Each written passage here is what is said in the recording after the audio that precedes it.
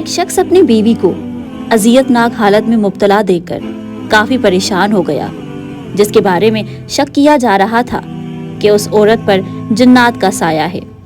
اسے اس کے گھر کے آس پاس لوگوں نے کافی مشورہ دیا کہ تمہیں اسے کسی عالم صاحب کو دکھانا چاہیے، تو اسے ایک شیخ صاحب یعنی کہ دم درود کرنے والے کا پتہ لگا، جس کے پاس وہ اپنی بیوی کو لے گیا۔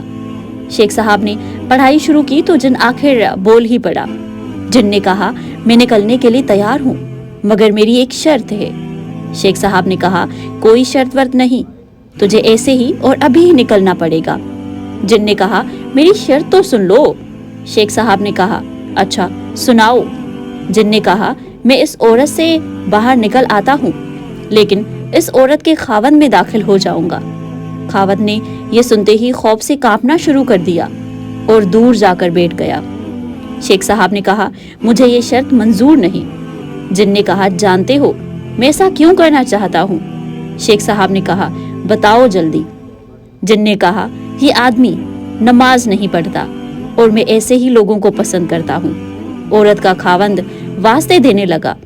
وہ کافی خوف زدہ ہو چکا تھا اور چلاتے ہوئے کہنے لگا کہ میں اس جن کو قبول نہیں کرتا۔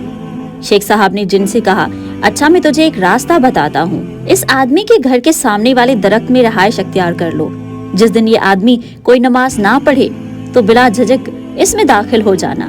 جن نے کہا، مجھے یہ شرط قبول ہے اور میں اس عورت کو ابھی چھوڑ رہا ہوں۔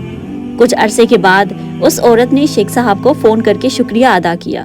شیخ صاحب نے باتوں باتوں میں اس کے خاوند کا بھی پوچھ لیا۔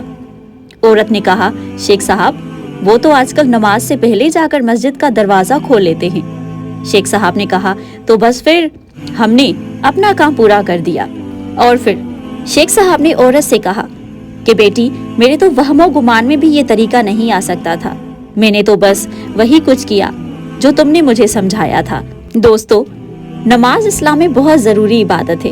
قرآن میں نماز کو بار بار فرض کہا گیا ہے، اور محمد مصطفیٰ صلی اللہ علیہ وآلہ وسلم نے بھی نماز کی اہمیت کو ظاہر فرمایا ہے۔ نماز کو وقت پر ادا کرنا ہر مسلمان پر فرض ہے۔